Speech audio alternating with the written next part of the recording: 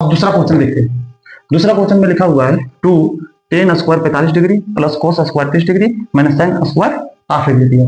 अब इस क्वेश्चन को देखते हैं कैसे बनेगा। बहुत के बहुत आसान सा क्वेश्चन है, इसको आप आराम से बना सकते हैं, आसानी से बना सकते हैं। चलिए इसको सॉल्व करते हैं। सबसे पहले इसमें क्या है, 2 दिया हुआ, 2 लिखेंगे। tan स्क्वायर भी ध्यान में मत रखिए, पहले सबसे पहले हमको ये देखना है कि tan 45 डिग्री का मान होता कितना है। तो आप लोग जो चार्ट बता गया उसको आप देखिए, तो tan 45 डिग्री का मान कितना दिया गया, तो tan 45 डिग्री का मान 1 होता है। इसको क्योंकि tan पर स्क्वायर है इसलिए इसका मान तो क्या कीजिएगा, स्क्वायर कर दीजिए। अगला में है प्लस, प्लस का चिन्ह देंगे। cos स्क्वायर 30 डिग्री, cos का मान 30 डिग्री का मान कितना दिया हुआ है, तो cos 30 डिग्री का मान होता है √3/2, क्योंकि cos पर स्क्वायर है इसलिए इसके मान पर क्या करेंगे, स्क्वायर कर देंगे। फिर माइनस का चिन्ह है, माइनस दे देंगे।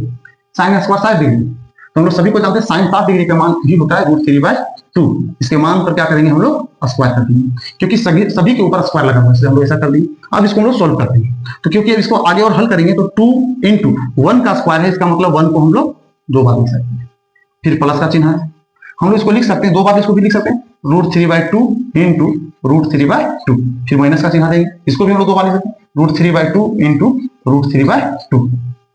अब इसको सॉल्व करेंगे तो हो जाएगा, कितना हो जाएगा, 2 हो जाएगा, क्योंकि 2 को 1 से गुना फिर 2, फिर 2 को 1 से गुना कीजिएगा 2 होगा।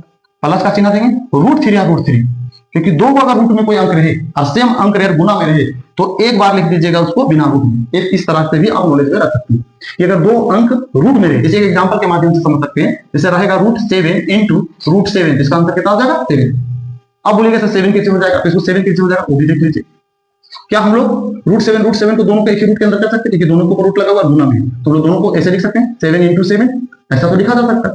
अगर ऐसा लिखते हैं तो ये क्या है कि रूट जो किसका काम करता है, वर्गमूल का काम करता है, तो इसका मतलब वर्गमूल में क्या होता है कि जोड़ा लगता है, और वर्गमूल में अगर जोड़ा लगता है तो 2 को मिलता है तो 1 लिखते हैं, मतलब इस तरह से भी नॉलेज में रखना।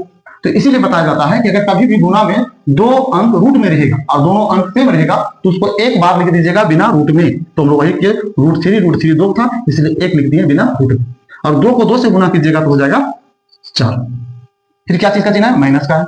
फिर √3 को √3 से गुना करेंगे कितना हो जाएगा, इसमें भी वही होगा 3 हो जाएगा, और 2 को 2 से गुना करेंगे तो 4 हो जाएगा।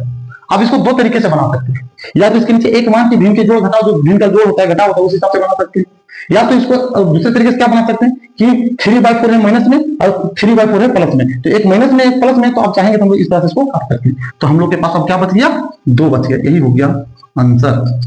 अब देखिए कितना आसान है, बस आपको करना क्या है कि आपको जो हम त्रिकोणमितीय अनुपात का जो मान निकालने का तरीका बताएं, या तो आप उसका मान अगर आपको आता है तो बहुत आसानी से उस मान को पुट कीजिएगा, मान को रखिएगा इसमें, तो बहुत आसानी से बना दीजिएगा। बहुत के बहुत आसान चैप्टर है 8.2, बस आपका पूरा का पूरा खेला है इसके मान पर, यानी किसका मान पर, कोण के मान पर। अगर कोण का मान आप जानते हैं तो बहुत आसानी से बना सकते हैं।